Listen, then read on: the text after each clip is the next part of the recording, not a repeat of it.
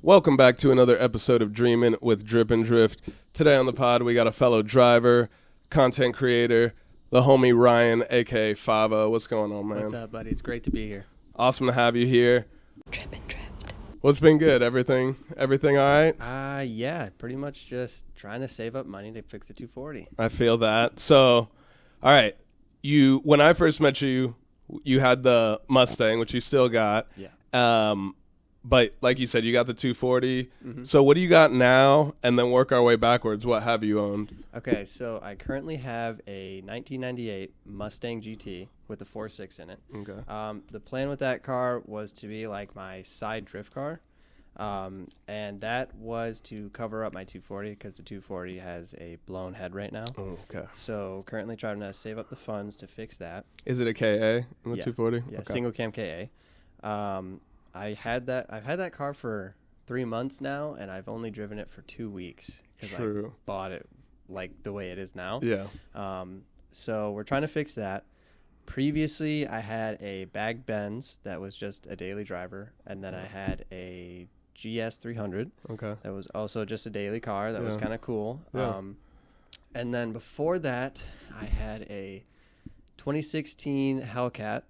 That was really what kind of set me off in the whole car community and actually got me out of my house to go up and meet new people and just see what the car scene was about here because I won that car in a giveaway. What? Yeah, you didn't know? No. Yeah, so there's a YouTuber. I'd rather not say his name. You got it, yeah. And he had a pretty small following. I didn't really watch his videos, and then he just showed up on my YouTube channel one day. And he said, "Hey guys, I'm doing a giveaway with this Hellcat." So I was like, this is interesting with how small the channel is. So I didn't know if it was a scam or not. So I go to his page, check him out, and he seemed pretty legit. He was from from Cape Coral, Florida, the city that I lived in. Okay. Went to his website, and I thought of it as like, let me buy something. So if I do get scammed, it's something that I could get use out of, right? So bought a pair of pants for the gym, and a couple weeks later, I forgot about the incident, and then I get a phone call from a lady. She's like, "Hey, Ryan, I'm calling you on behalf of such and such for this Hellcat, and we need your information," and blah, blah, blah. Right. So I look at it, and I'm like, "Why do you need my social security number? Like, what's going on here?" And she's like, "Oh, well, we just need this to guarantee, to confirm the taxes and whatnot and everything." So I asked her a couple questions to confirm that it wasn't a scam. She gave me those answers, and I sent the stuff out. And then a week or two later, some dude shows up at my house with a Hellcat and a camera. No way. Yeah, it's pretty crazy. Yeah, that's pretty awesome. But yeah, it's so weird with how many scams go around nowadays. You just really don't know. That's the number one question that I get asked. Everyone's like, "Oh man, I thought this was a scam. How'd you know it was real?" And I was like, to be honest with you, man, I didn't even know. I was just like, my identity or a Hellcat, and I just gambled and chose a Hellcat. Awesome. Well, you got it. Yeah. So how was that? I've never driven one or been in one. How's that compared to everything else you've owned or driven? So how do I explain that? What do you mean by that? Like, it's automatic, the Hellcat, and I mean, how much power does it make? What do you like? A bigger body like that compared to like the smaller JDM cars? Or so compared to the smaller JDM cars, the Hellcat was different because that thing just goes. You hit the gas, the launches were not there, but as soon as it hooked up, that thing just kept going until it would top out with the supercharger.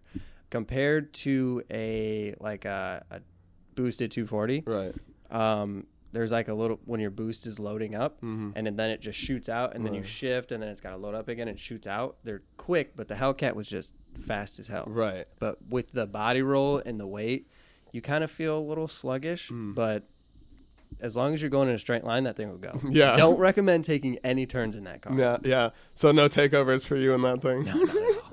Not at all. Good. Good for you. Good for you. So, and the Mustang, that was going to be your second drift car because the 240 you were going to drift. Have you taken the 240 to the track? I know you took the Mustang. No, I haven't had. I didn't have it running long enough to be able to take it to the track. Yeah. True. That was the plan. I think.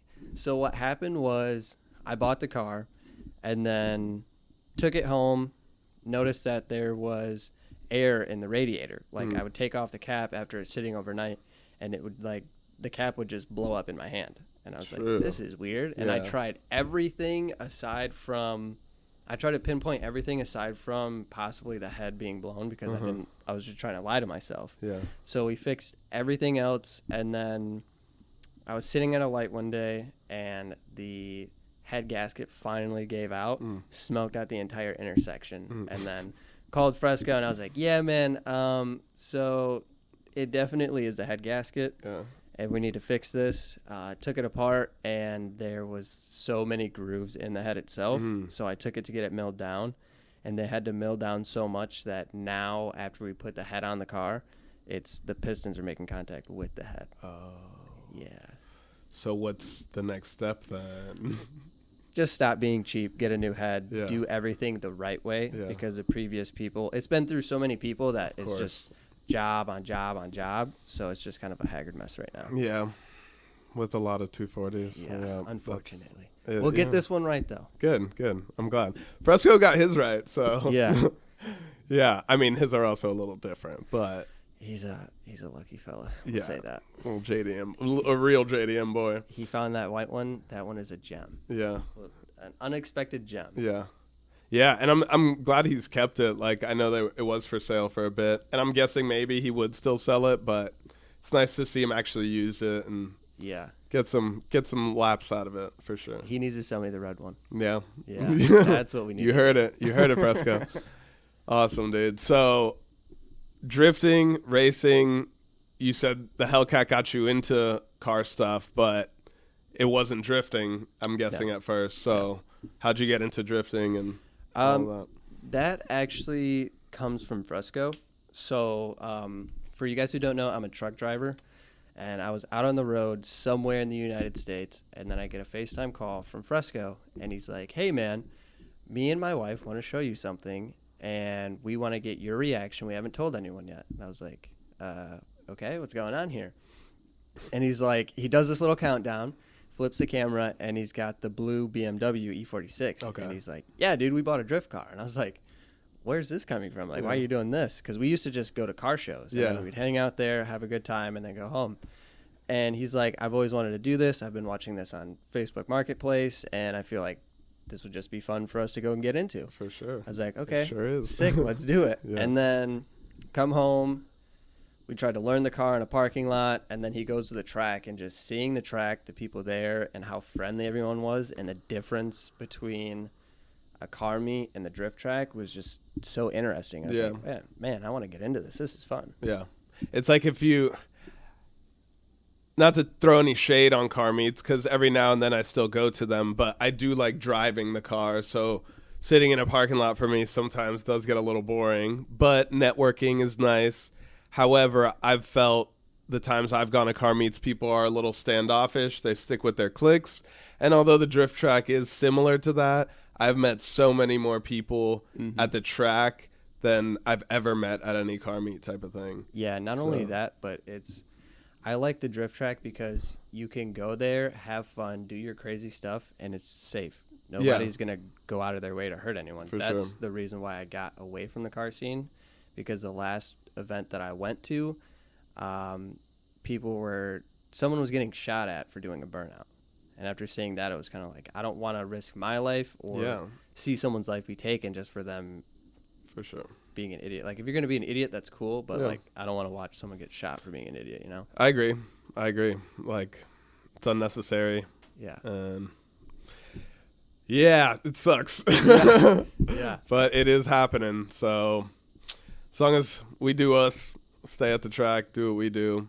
And I even think that's different than, like, going out by yourself and drifting, like, in the middle of the night with you and a homie or on your own. Like, I've done that, and I don't condone really anyone else doing that type of stuff, but I feel it's a lot different than being in an intersection or being in a parking lot with a crowd of people around you. It's just a concoction for danger. Yeah, if it's just you and your friends out there, and it's just you guys, so you can't harm anyone, and you're not damaging any property, it's not like some skid marks. Yeah. I don't really see anything wrong with that. Yeah. Normally, if you get stopped and it's just you and a couple of your friends and you're like, hey, sorry, we're just trying to have fun out here. Yeah. Testing something. Yeah. Then normally the cop's going to let you go. But if there's a group of people and you guys are being rude and you're creating a disaster, that's when it becomes a problem. Then they got to teach you a lesson. Yeah, for sure. Yeah. So Fresco got you into drifting. You got hooked.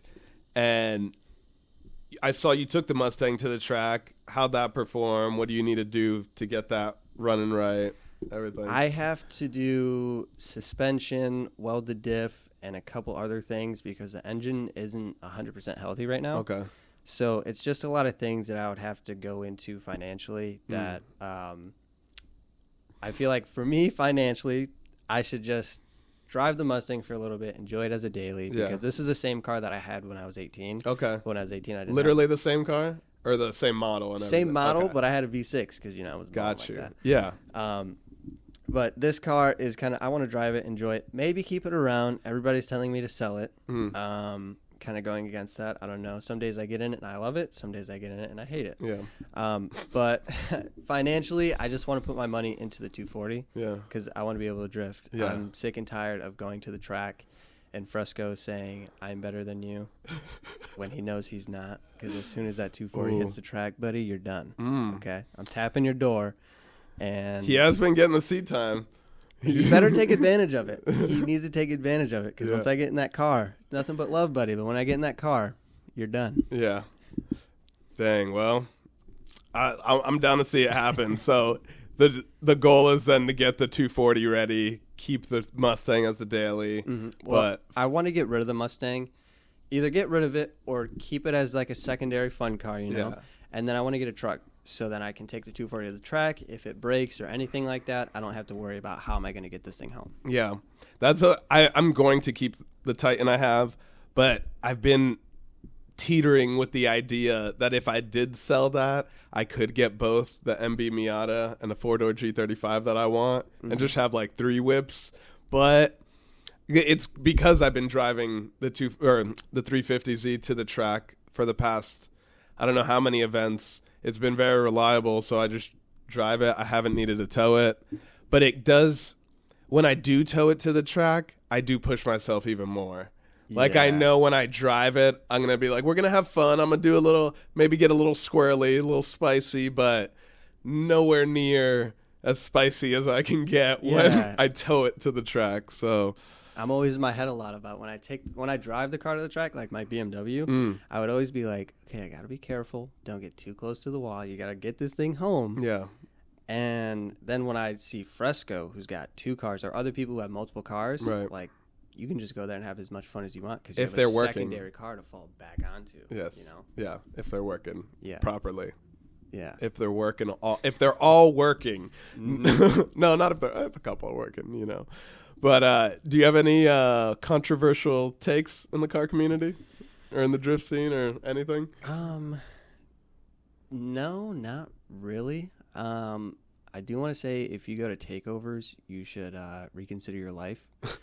There is one crew that goes to the track, the door tappers. Yeah. And their little story, I just heard about recently, how they used to be takeover kids. And they've seen like people getting shot and people getting hit and crazy stuff like that. Yeah. And they, as a crew, decided collectively like, hey, we don't want to do this. We don't want to risk our lives to have some fun.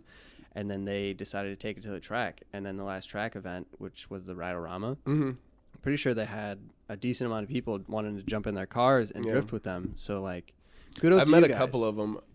Pretty cool people.